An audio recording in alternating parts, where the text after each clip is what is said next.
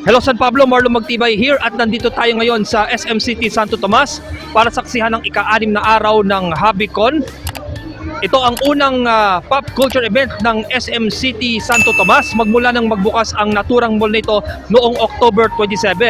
At ito rin ang mga unang event ng HobbyCon Philippines sa Southern Luzon area. At syempre, naimbitahan din tayo para maging judge at kilatisin ang mga kasali sa cosplay competition. At syempre nandito tayo ngayon sa merchants area at syempre may mga participating merchants na nagbebenta dito ng iba't ibang mga anime stuff and merchandise. Samahan niyo ako na pasyalan at saksihan ang mga kaganapan sa ika-6 na araw ng HobbyCon dito sa SM City Santo Tomas, Batangas. Bakit si Scarra mo siyang kinosplay mo? Favorite character ko po? Ayun. Siya rin ba yung main mo sa Genshin Impact? Hindi po. Hindi mo ba siya napopol? Hindi pa po. Hindi pa? O bakit? Movie po. Movie, okay. Scaramouche, will you do the Fandango? If ever, will you do kung kaya mo magpandango if ever? Hindi. Hindi, ayaw mo. Okay. Kung ikaw si Scaramouche at eventually si Wanderer, alam ko marami nagtatanong nito sinong gusto mong i-ship? Kazuha. Sabi ko na Bakit niya kaso ha? Pogi. Pogi, yun. Sige, thank you very much. Such a good sport. Enjoy mo yung event. Thank you. Yan. So, anong pakiramdam na nandito tayo sa SM Santo Tomas? I'm having fun right now. Hindi, iba na to. So, anong pakiramdam? Kumusta ng experience mo sa pamamasyal? I'm dating with my girlfriend, Lindy Gonzalez, and I love her so much. Okay, so sige. Si Coco May, how's the feeling of being here dito sa SM Santo Tomas? Ano po? Feeling well po. Hello. Ayun, okay. Ayun, kumusta naman ang feeling na nandito sa SM Santo Tomas, especially sa araw na to na may cosplay contest? Ano po? Masaya po. Yeah, masaya. Okay. Excited na po mamaya. Okay, mamaya paparada yan mamaya. Sige, thank you very much. Such a good sport. Enjoy kayong dalawa. Yeah, thank you. So far, dito tayo sa merchant area kung saan maraming mga merchandise ang pwedeng ma-avail, pwedeng mabili dito. Dito tayo sa isang booth na to kung saan maraming mga iba't ibang anime figures ang nandito. Syempre, mostly may Genshin Impact dyan. Iyan. Ayun na si Mona, si Ganyo, si Xiao, si Zhongli, si Klee, si Chichi, si Ningguang. Iyan. So, yeah. Etong mga to, yung maliliit na Oh! You should buy this by shirt now. Yan. Magkano ba yan? Hindi ko makita pero mukhang kahit sino aasamin na bilhin yung figure na yan. Okay. Tapos dito naman sa booth na to, ayan, ito mga miniature naman ng Demon Slayer. Ayan. Siyempre ang sikat ni si Gojo. Yeah. Tapos syempre maraming mga range ng mga malalaking mga figures, more sa mga kilalang mga brands sa mundo. Yan, si Trib. Ayan, how's the feeling of nandito sa Santo Tomas? Ang saya! Super lamig! Kesa sa labas. Naman. So bakit si Trailblazer yung kinosplay mo? Po? Bakit si Trailblazer? Because po, ako po kasi isang trash na person. So, like, nakaka-relate po ako sa kanya. Joke lang po. Ayun. Nasaan ang trash can? Nandito po. Ayun naman. Okay, thank you very much. At a good sport. Yan, ito yung booth nila. Mga cards, mga mini stickers, yan, mga button pins, yan. Featuring bios sa mga characters, yan. Ito, may earrings din na nakatema sa mga iba't ibang mga characters, especially sa Genshin Impact. Yan, okay. Yan, thank you very much. Yan. Yan, okay. Siyempre, mga NBA cards, yan. Oh, may nakikita kong si LeBron James, Stephen Curry. Yan. Yan, okay, more of NBA cards. Tapos syempre, iba't ibang mga ornaments. At syempre, malapit na mag-New Year, kaya habang maaga mag-avail na ng kalendaryo. Yan, 2024 Video My Melody. Dito naman sa side na to, ay mga mini packet at mga posters din. Featuring Star Rail, One Piece. Si Yan. Okay. Of course, dito tayo sa booth ng mga featured guest artists dito. Dito ang booth ni Sir Rustico Limosinero kung saan kanyang showcase sa mga kanyang artwork from Marvel superheroes. Nandyan din ang syempre ating mga mecha, Japanese mecha series, syempre Voltes 5 Daimos, Mazinger Z, Voltron or yung Lion Force. Tapos si Mikanda Robot, yan. Tapos itong iba pang mga artwork tulad ni Hawk at ni Hawkeye. Bukas naman, kung papasyal kayo dito bukas, ay merong guest speaker si Rustico Limosinero about sa artwork. Yan, maraming salamat. Yan. Dito naman ang kay Sir Clint Catalan. Again, iba't ibang mga unique artwork at syempre, meron din siyang ginagawang customized shoe art. Yan, kung gusto nyong magpa-design ng inyong mga sapatos, yan, dapat kayo sa kanya. Yan. Tapos syempre, mga tote bag, pet portrait, at iba't ibang mga art commissions. Yan.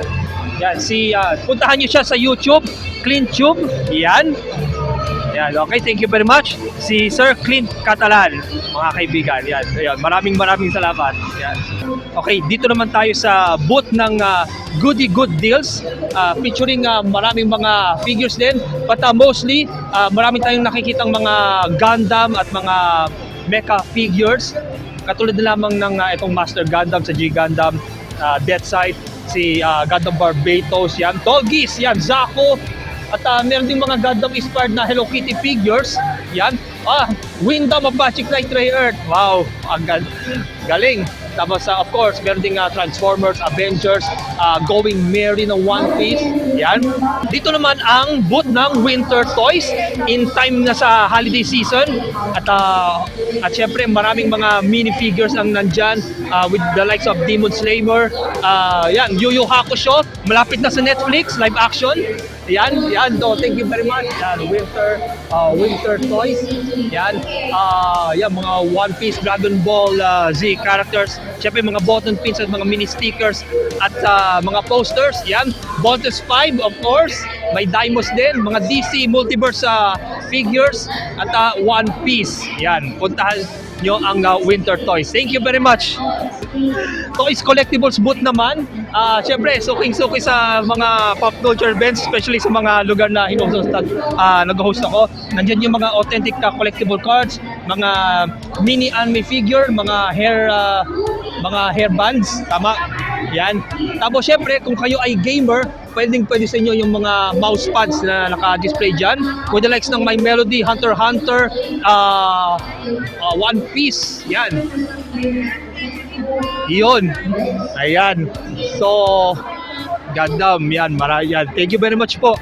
Ayun, syempre, kung bragging rights lang naman ang pag-uusapan, syempre, papakita niyo yan sa pamagitan ng mga t-shirts. Ito naman ang booth ng Mickey-san, kung saan wide range ng mga anime t-shirts ang nandito. Again, with the likes of Hunter x Hunter, Demon Slayer, Genshin Impact, Mimiko Hatsune, Chainsaw Man, Naruto, may One Piece din, Spy Family, Jojo Bizarre Adventure at marami pang iba. Yan. Maabil nyo lahat yan dito sa booth ng Mickey-san. Siyempre, marami din mga plushie toys at mga hoodies ang available dyan. So, yan. Kung gusto nyo, vlogging lights, yan. Avail nyo na yan. Yan. Thank you very much po. Yan. Of course, dito naman sa booth ng Ace Toys Collectible, which is another wide range ng mga anime figures and collectibles. Mag-umpisa dito sa mga mini stickers. Ayan. Mga figures mostly from One Piece, Code Geass. Ayan, si Uta sa mga multiple characters. With the likes din ng mga kay Hatsune Miku. Yan. Dragon Ball at Bleach figures. One Piece, My Hero Academia. Di rin mawawala yung iba't ibang mga mini plushie toys. Yan. Marami yan. Tapos with the likes ng Naruto, Dragon Ball Z, Demon Slayer din, My Hero Academia, yan, Demon Slayer ulit. Tapos with the likes ng Spy Family at marami pang iba. So, isa sa mga cosplayers din dito sa SM Santo Tomas, yan. What character are you portraying? Yan. I'm Dante from Devil May Cry. Sakura Haruno from Naruto. Yun, okay. Bakit si Dante yung pinortray mo?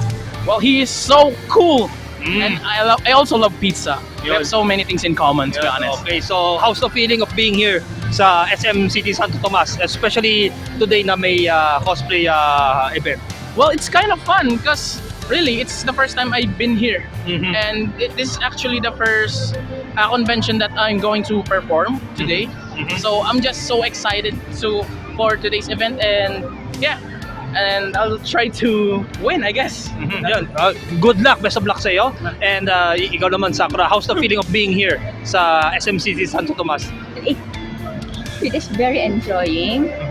I've been to multiple conventions, but when it's small, it's just more fun for some reason. I can't really explain it in words. Thank you very much, Chacha Gusport. Thank you. Okay, with me right now, isa sa mga judges sa magaganap na cosplay competition, si Ace Sparkles. Yan. Hello, nice to meet you. How's the feeling of being here dito sa SM Santo Tomas? It's actually so exciting kasi it's the first event I attended in Batangas that's really big with events and competitions and a lot of people coming. It's so rare to see such an event like this in Batangas, our India Calabarzon region, right? So it's so exciting. Yun. So, what are you looking forward do sa cosplay competition mamaya? I'm looking forward to the talent they will bring. I'm not really sure about what they're gonna do if they have a skit or not, pero I'm looking forward to all the outfits and the talent and the sass they will bring today. Ayun. So, ayan. Again, kami parehong mag-judge sa cosplay Yeah. competition. And later, mamimit natin yung isa pang judge, si JCL. Hopefully, ma-interview natin mamaya. Yun. Good luck sa atin. Yeah, good luck sa atin. Yun. Taas ang pressure yan. Okay, sobra. So, thank you very much. Yan. Thank you, Sir Matita. Later. Yan, si Andy, isa sa mga cosplayers dito sa SM Santo Tomas. How's the feeling of being here sa SM City Santo Tomas? Sobrang kakunti pa lang po ng cosplayers ngayon, pero feeling ko, siguro po marami naman po pupunta na mamaya. Ayun, so yan. Anong pakiramdam ng magkaroon ng event dito sa sa SM? Actually, matagal ko na pong hinihiling kasi dati mo pa ako nagka-cosplay tapos wala pang mga con dito dati. So parang bago lang to ngayon kasi since malapit lang sa amin Tanawan lang. And Naman. Yan. So yun, thank you very much. Yan, nice to meet you again. Yan, thank you.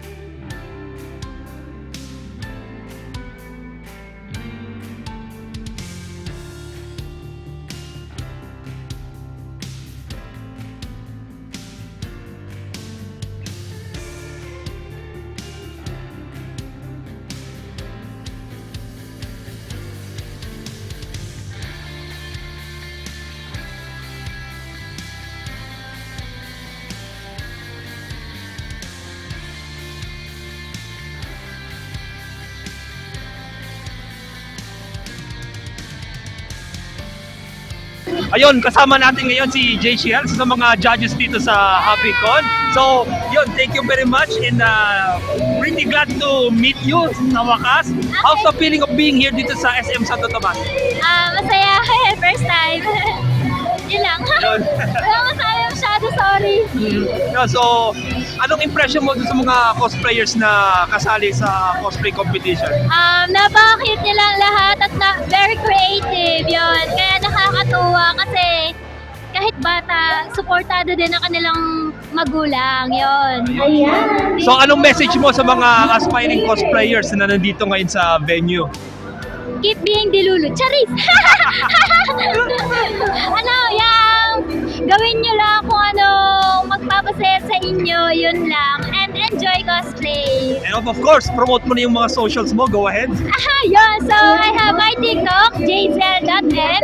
Also IG and Facebook ay jzel lang din. Yun, I hope you guys can follow me there. Yun, thank you very much. Yan. Again, nice to meet you. Yes. Si Jay Shiel sa mga sikat na cosplayers dito sa Batangas.